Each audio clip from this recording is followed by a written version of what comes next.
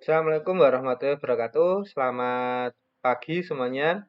Untuk pertemuan kali ini kita akan membahas mengenai indikator asam basa dan juga perhitungan pH. Pada pertemuan sebelumnya kita sudah belajar mengenai teori asam dan basa, yaitu ada teori Arrhenius, Bronsted-Lowry dan juga teori Lewis. Nah, di sini kita akan mempelajari bagaimana cara kita menentukan keasaman atau basa dari suatu larutan dengan menggunakan indikator. Nah, ini contohnya yang sudah pernah kita bahas di pertemuan sebelumnya. Ini ada sabun dan juga jeruk. Nah, ini kalian sudah pernah pakai semua sabun tiap hari kan untuk mandi. Jeruk juga sudah pernah kalian makan tentunya. Ini adalah hal yang umum kita gunakan di sehari-hari ya.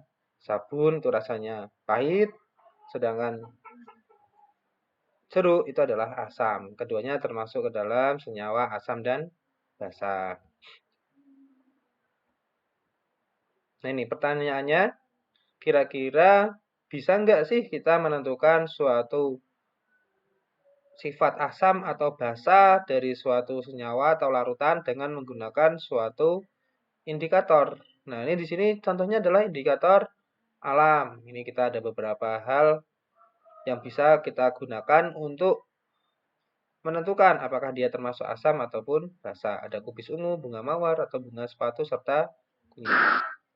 Ini tujuan pembelajarannya menganalisis sifat larutan, termasuk asam, basa, maupun netral dari percobaan menggunakan indikator, dan juga menganalisis pH larutan dengan indikator.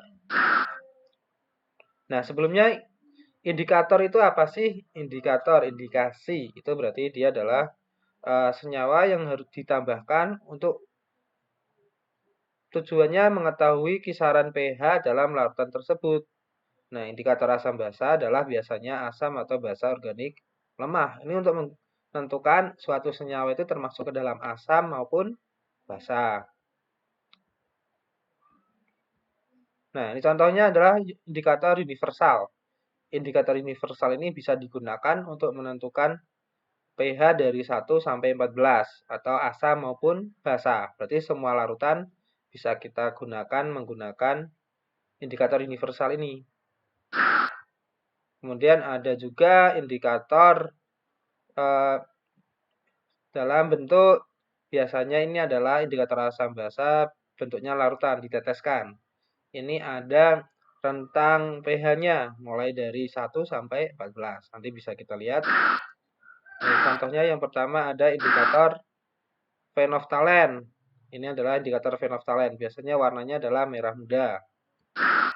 Kemudian ada lagi methyl red. Ini adalah untuk merah.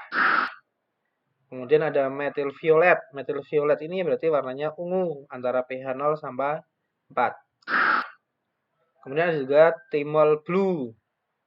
Ini untuk menentukan rentang pH-nya tadi 1 sampai 4. Ada methyl orange.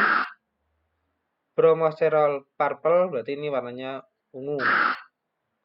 Bromothymol blue dan juga ada phenol red. Ada pula chlorophenol red dan juga ada litmus. Ada pula thymol blue dan juga phenolphthalein. Yang paling sering digunakan yaitu indikator phenolphthalein atau indikator PP. Ini paling banyak digunakan. Nah, ini contohnya suatu larutan diberi indikator hijau bromkresol dengan trayek pH 3,8 sampai 5,4, warna asam kuning dan warna basa biru. Menunjukkan warna tepat hijau. Nah, kira-kira berapa pH larutan tersebut? Yang kedua, bila indikator merah metil dengan trayek 3,2 sampai 4,4, warna asam merah dan warna basa kuning dimasukkan ke dalam larutan tersebut. Bagaimana warna larutannya? Nah, di sini yang pertama karena dia warnanya tepat hijau, nah merupakan campuran dari warna kuning dan biru sehingga nilainya tengah-tengah antara 3,8 sampai 5,4 yaitu 4,6. Yang kedua, kalau pH-nya 4,6 berarti dia di atas trayek pH merah metil, maka larutannya akan berwarna merah. Nah, ini pH, apa sih pH itu? Nih, contoh asam, contoh basa ini sudah kita bahas berkali-kali di dalam kehidupan sehari-hari. Ini yang biasanya rasanya asam, ini adalah bersifat asam tentu saja. Ada jeruk, asam cuka, ini ada Coca-Cola dan lain sebagainya. Kemudian sabun, deterjen, pasta gigi, ini dia sifatnya basa. Nah, bagaimana cara menghitung larutan asam dan basa kuat? pH itu adalah bisa juga disingkat sebagai pangkat hidrogen. Jadi nanti kita akan menghitung nilai dari pangkat hidrogennya. Nah ini, pH atau derajat keasaman digunakan untuk menyatakan tingkat keasaman atau kebasaan. Nilai pH berkisar antara 0 sampai 14. Tergantung dari konsentrasi H+ dan juga ion H+. Makin banyak ion H+, maka makin asam. 0 sampai 7 dia sifatnya asam, 7 sampai 14 sifatnya basa. Kalau 7 berarti dia netral. Nah ini contoh dari asam kuat dan juga basa kuat. Ini di materi sebelumnya sudah banyak kita bahas. Di kelas 10 ini juga sudah dibahas tentang asam kuat dan basa kuat. Nah, untuk menghitung pH-nya, ini asam kuat, itu adalah zat terlarut dalam larutan. Ini dia mengion seluruhnya, maka nilai dari di alfanya adalah 1.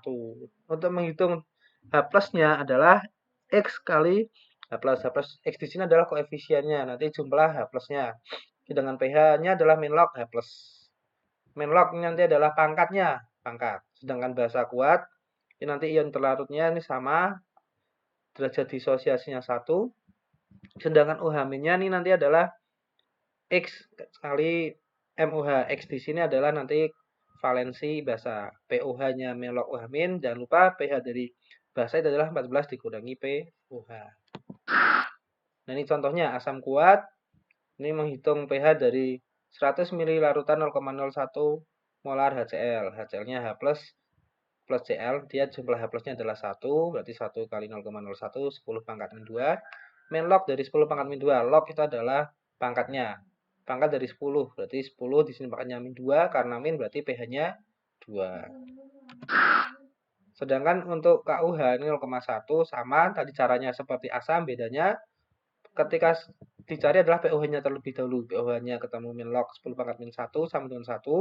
Baru kita cari pH-nya. 14 dikurangi POH. 14 kurangi 1. Hasilnya pH-nya adalah 13. Itu adalah untuk menghitung asam kuat dan basa kuat. Nanti setelah ini kita cari contoh soal yang lain. Bisa kalian coba kerjakan. Nanti kalau ada yang ditanyakan bisa langsung kalian tulis di kolom komentar di forum e-learning. Ya, ini untuk penjelasan singkatnya. Sekian. Kita lanjutkan di diskusinya ya. Sekian, assalamualaikum warahmatullahi wabarakatuh.